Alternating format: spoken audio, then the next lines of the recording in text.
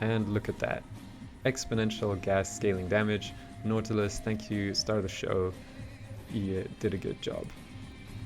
It does require a bit of setup, which is why you won't be playing it in short and casual missions.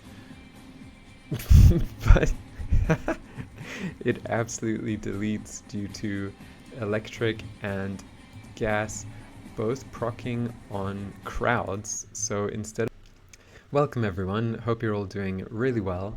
Today I'm happy to show you the Dragon's Roar build with Ember featuring Ignis Wraith, Roar, and Grimoire, as well as Madurai with Void Strike whenever we need it, but most of the time we won't be needing it, as you'll see in a moment.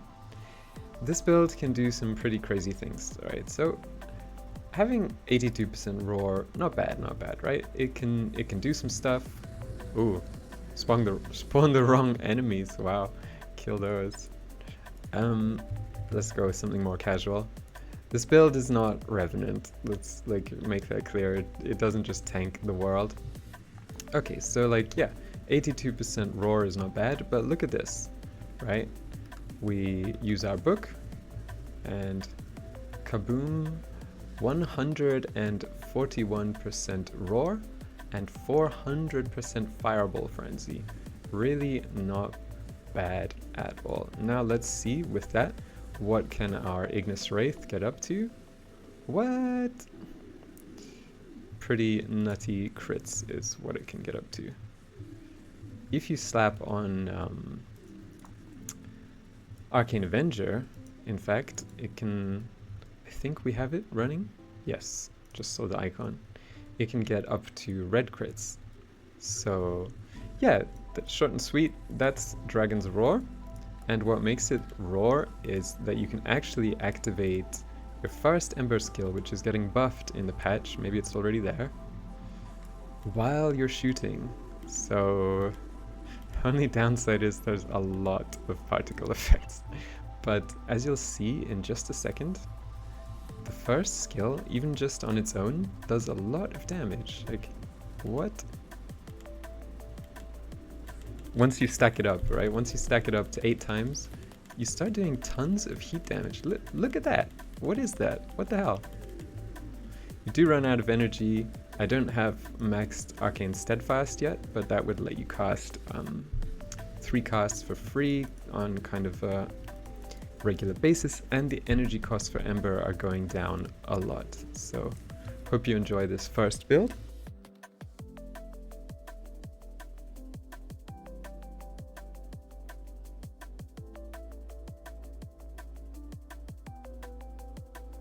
Now on for the easy one-shot build, and yeah, at the end of this video Pablo will tell us what's changing with Ember. So the easy one-shot build uses some interesting mechanics. We're gonna prime, I recommend either the Glaxion or the Torrid Incarnon, or get Boar Prime is my favorite Incarnon.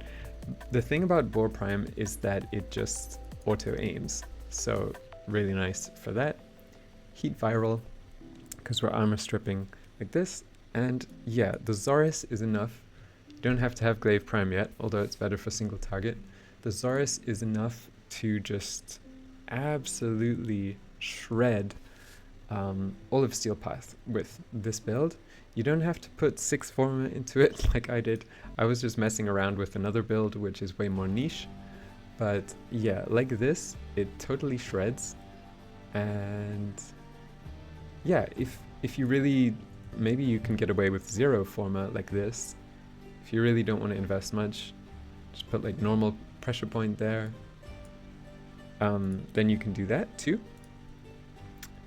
But yeah, we were messing around with something else, which I'll show you at the end as well. So that's Zorus and Boar Prime priming for us like this, also doing some good damage through slash procs in its own right. And we do have a pretty nice little ribbon, or actually 2. Sorry, I don't know, I'm blessed, I'm lucky. Make some good plat. And the build changes a bit here. So instead of Roar, we're using Shock to proc melee influence. And you'll see, even without priming, we start doing insane damage to groups, and we also get something like 600% more damage. Gotta get more damage. That's Warframe meta in a nutshell. More damage. Do you have enough damage? No, you can never have enough damage. Okay, so recast, and everything's armor stripped. Absolute one shot. Okay. Apparently some guys survived. We cast like Ember's armor strip twice and 3 guys didn't get hit. What the hell? Let's hope that changes next patch. Okay, yeah. So you get, as you see, 300% Fireball Frenzy, 300% Shock Trooper. Really nice.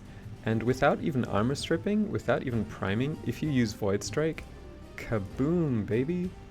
170k electric proc on a non-armor stripped enemy. What the hell?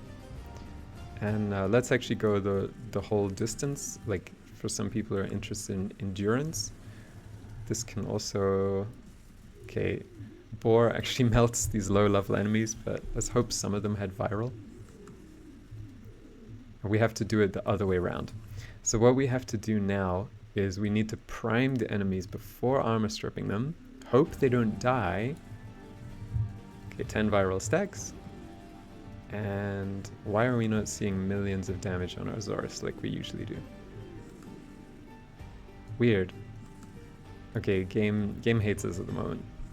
But I was seeing like Zorus explode, like detonate, ult fire with melee for 1.5 million-ish. Okay, everything's armor stripped. Nope. Game hates us. It won't give us what I want. Oh, it's also because the buffs ran out. Clever me. Okay. So let's get the buffs back up. I'm sorry. Taking a little longer. And some viral. There we go. Like 670k. So the enemies are just too weak for you to see the full extent of Zorus's damage. But yeah, while you wait for the Glaive Prime, this is a sick Glaive that just destroys, and it has the nice feature of carrying you through any Granum Void. I actually tested it with this Ember build, and you can even do Steel Path Granum Void. You don't have to have Mesa, just learn to throw Glaive and detonate it, and yeah, GG. So the final build I'll be showing you, yeah, it's basically just a variant of Fire and Lightning.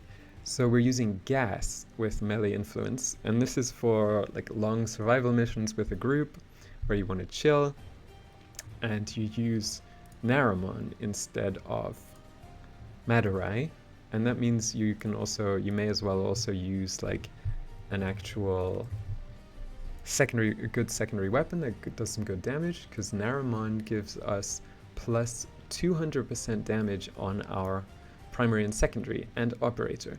The skill description is bugged. Melee isn't affected. Why the F not? I don't know, but it's not. So this does affect melee, and this affects melee for you to get extra crit and extra combo super fast. Yeah, and the unique feature of this build, and this is why I'm showing it to you last, because it has like higher skill cap and is more finicky. Like you can mess it up kind of easy. Viral decks on here. Then you want to take Scourge Prime, like I said, Gas and Electric on this, and have a look at this madness. Like, hopefully we can survive. Lol, play good, cat. So we lift them up, right? Jump up in the air, opening slam, and get everything conflagrated, buff ourselves. And then what we do actually is we throw our Scourge, and then we throw our Glaive, and it ricochets off of everything. Okay, so on a single target that's not armor stripped, it hits it multiple times in the head, and then you can detonate it. So this build, actually opposed to the other one, which I recommend for short missions, this one I recommend for longer missions. And the amazing thing about it is that you can detonate your Glaive at 12 times combo, and the gas does like exponential scaling damage when they're all grouped up. That's actually why I'd say take Nautilus for this instead of Death Cube. That's the last like change I'd make for this build. Yeah. Detonate. Okay. Still need to full armor strip when you're using gas for like more respectable damage. You see it multi-hits them. It's just so much fun because of the bullet head attractor. Kaboom. Yeah. All right, so let's actually group them up with our Sentinel, because for even better results, you don't need all that energy because you're not spamming Firebolt or anything. And yeah, I mean, viral priming through the pet would actually be better then. Do we already have it on? Nope, not yet. Okay. So let's go again. Do I have the 12 times combo? Don't even have 12 times combo on. Crazy, what am I doing? And simulate enemies. Kaboom, kaboom. Like I said, get used to doing like opening slam and do this combo with 2 plus melee, second operator ability plus melee. Buff yourself, yeah. Takes a moment for them to get up again. And look at that. Exponential gas scaling damage. Nautilus, thank you, star of the show. You did a good job. Really, really sick. Yeah, what can I say? It's just crazy, like, what this build does. It does require a bit of setup, which is why you won't be playing it in short and casual missions. But it absolutely deletes due to electric and gas both proccing on crowds. So instead of like the explosion only affecting one enemy, you get 20 explosions and they're all affecting other enemies. So it's just absolutely sick. I mean, look at that. We didn't even detonate it. So GG, I hope you enjoyed these little special Ember builds I've come up with, and yeah, enjoy your time in the game. Hello. We made some changes to Ember, and I'm here to share those with you. For her one, we removed the whole hold to charge thing. Now you get the maximum values all the time. We increased the range from 2 meters to 3 meters. We reduced the energy from 50 down to 25, and we added a guaranteed heat proc to the AoE part of the ability. For her second ability, when you're at max heat, we reduce the energy per second from 10 down to 4, so it's much easier to maintain now. And for her 3, we made it so that the energy cost actually scales with heat. So if you're at full heat, it actually only costs 25 instead of the usual 75. We also improved a whole lot of the collision checking that it does, so it's much easier to hit enemies that are higher or below you. For the augments now, Healing Flame converts all over heals into Overguard, and Purifying Flames removes all statuses from you. Hope you're excited to try her out. Adios!